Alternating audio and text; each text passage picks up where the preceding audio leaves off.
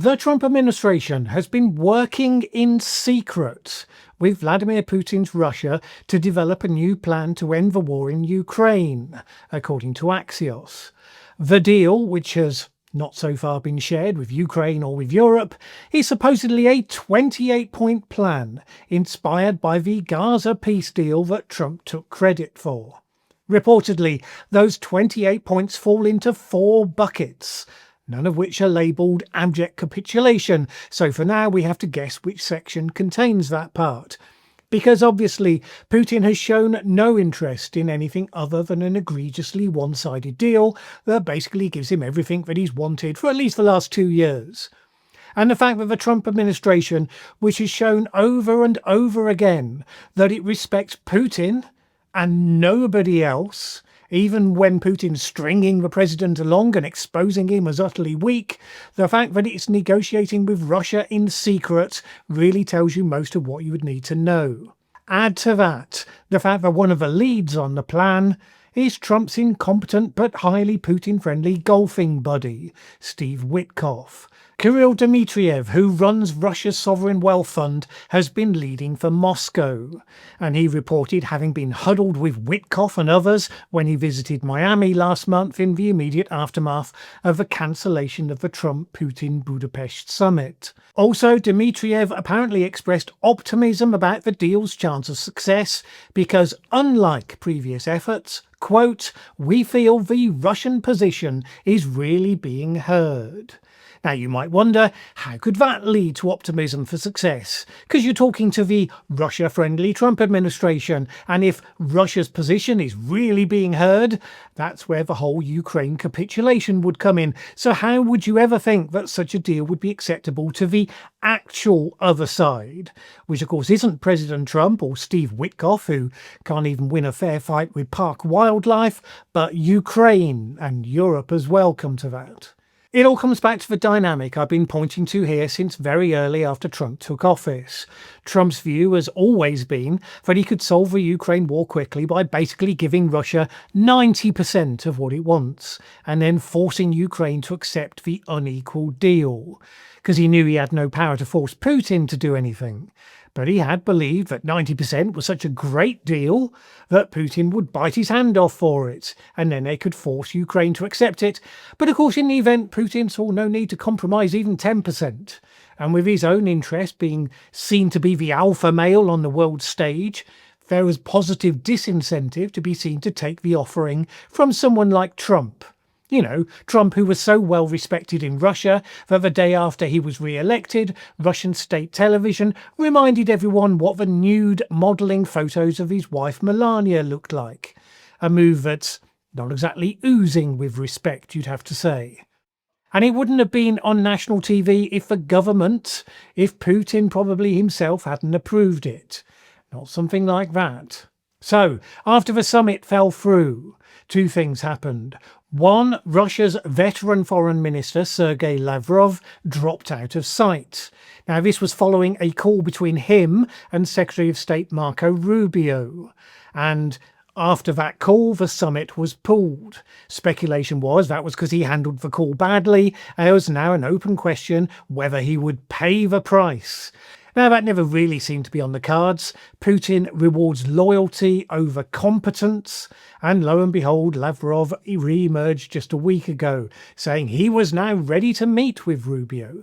But 2, separately to that, Kirill Dmitriev was immediately and relatively quietly dispatched to Florida, and we're now hearing about the outcome of whatever talks resulted from that action. The implication from all that is that the discussion that took place was a sort of along the lines of, yes, Russia is open to a 90% deal.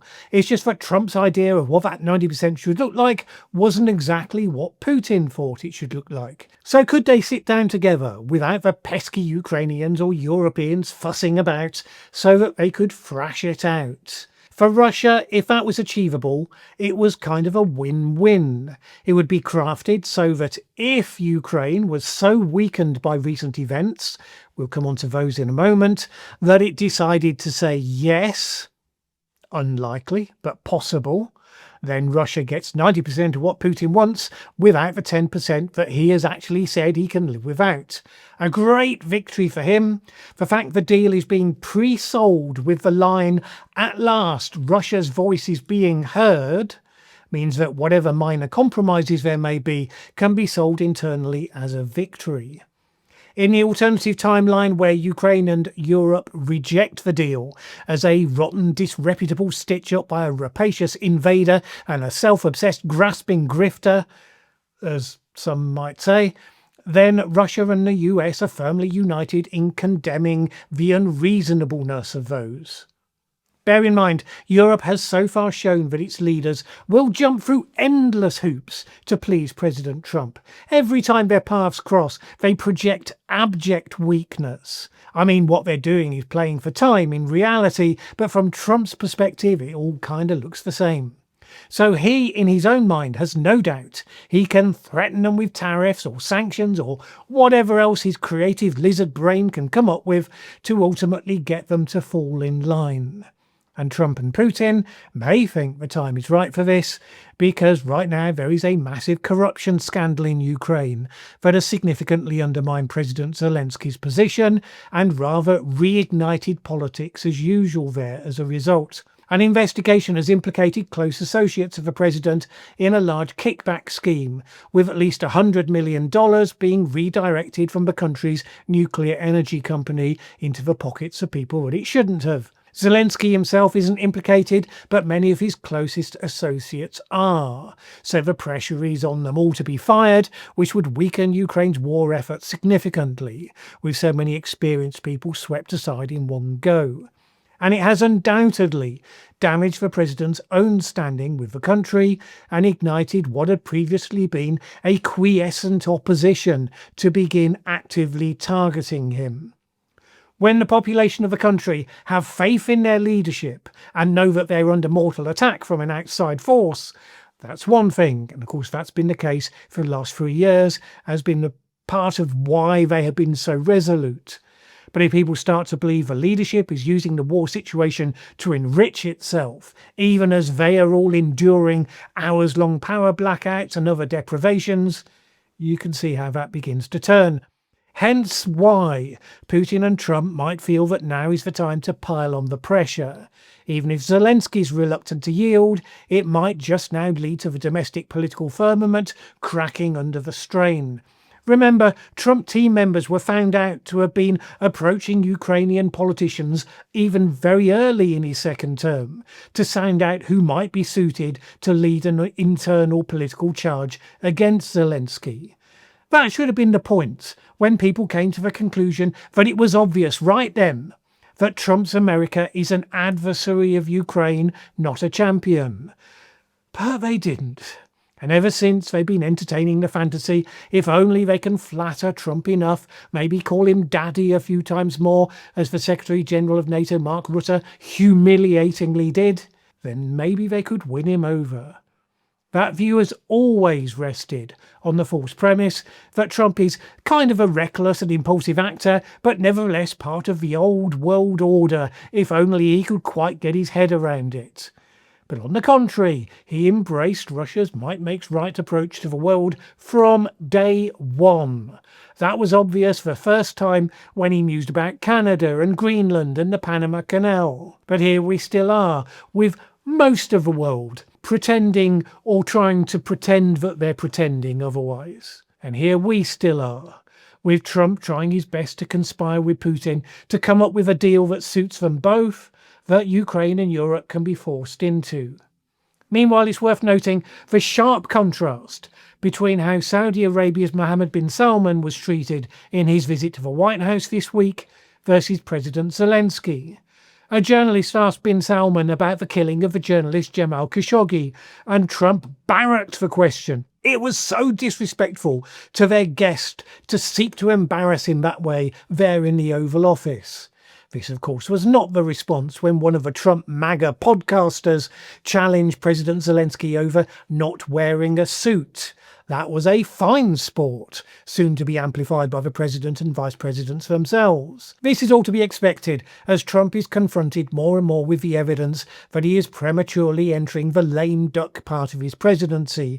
The one place he can still throw his weight around is on the foreign stage, and so it is here.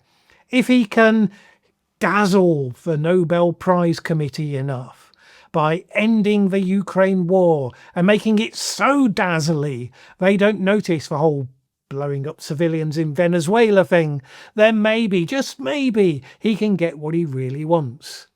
Now, the Nobel Committee should be well able to tell the difference between peace and forced capitulation, but they've made controversial awards in the past, so we'll have to see how resolutely they're prepared to hold the line. Trump's theory is that everyone folds under pressure, sooner or later, with the exception of Putin and China's Xi Jinping, so he's sure as heck gonna prove he remains able to bully everyone else to get what he wants. Well, look, maybe we'll all be astonished, and the team of Trump and Putin will come up with a stroke of genius that no one saw coming. Don't feel I'm setting myself up for that big a fall when I say that's not quite the future I'm currently predicting. After all, when Trump's team was threatening to walk away from the Ukraine war, to leave them all to get on with it, I said then, there is no way they're going to walk away.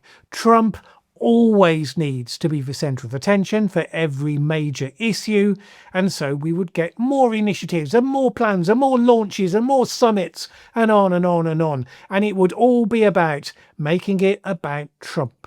And ultimately Putin would find a way to conspire with him to do that, and while that was the case, he would keep working quietly to bring the outcome about that he actually wanted, independently of Trump, but using his ego and bombast as cover.